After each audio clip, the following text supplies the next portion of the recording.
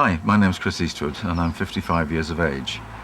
21 years ago this year, I had a diagnosis after a number of episodes of mania and depression of bipolar 1 manic depressive psychosis. I feel now that I've learnt enough on my journey through bipolar and through life on benefits, which is not my choice. But what I've learnt is that by putting something in the place of work at Hafal, the mental health charity I'm involved with, we call meaningful daily activities. Only you will know what is important to you. It might have been something that was important to you beforehand, before your diagnosis. But one thing that freedom gives you is time to dwell, or time to actually do something about it. What I've discovered in my recovery is that by going for what I want to do, in my case, what life has given me, it's given me bipolar and it's given me a good brain. It's given me the inability to work, but the ability to concentrate for short periods and to see things and to analyze things, including myself and others, in such a way that I actually believe that I've recovered. I've been unwell, if this might sound a bit difficult to understand, but I've been through mania and stayed well inside because I actually believed in myself.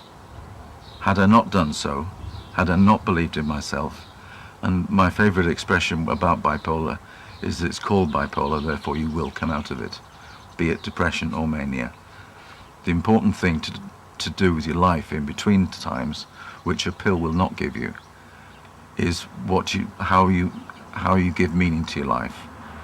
I've found that's by helping others. You might find it's saving a whale, whatever it is, something that you can get involved with, that you can actually have your say. You can support people, you can support whales. It depends. But having something to believe in to get you through those low parts. And what I've discovered is that my path in mental health has actually helped me deal with the lows to such an extent that they're not as prevalent as they used to be. And as such, by having a diary, by filling in a diary of what I'm going to be doing on the 18th of July or something, when I look at that, I know that I have to prepare for that. I have to have a quiet day beforehand. I maybe read up a little bit on the minutes of the meeting or whatever. I go, I achieve it, I contribute, and ultimately at the end of the day, I actually feel good about what I've done.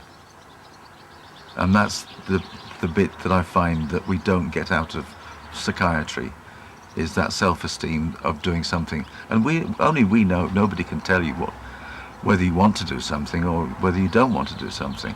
All I'm saying is, for me, it's worked very, very well indeed. I know that I will relapse, that there's no such thing as cure, that I'm stuck with this illness and medication for the rest of my life, which in itself sounds rather a negative thing. But if I can make a difference, if I can help people, and I believe in something we call random acts of kindness, which is just being kind to people, and if you can help them, help them. That might be either joining or starting a self-help group, out of which you will get friends, understanding, knowledge, and as the recipient of that knowledge, you can also pass it on. You can pass it on to others in your life. Diagnosis is not the end of the road, and after you've sorted out the housing and the finances, it's a case of filling time. And what better way of doing it than deciding how you can actually make a difference?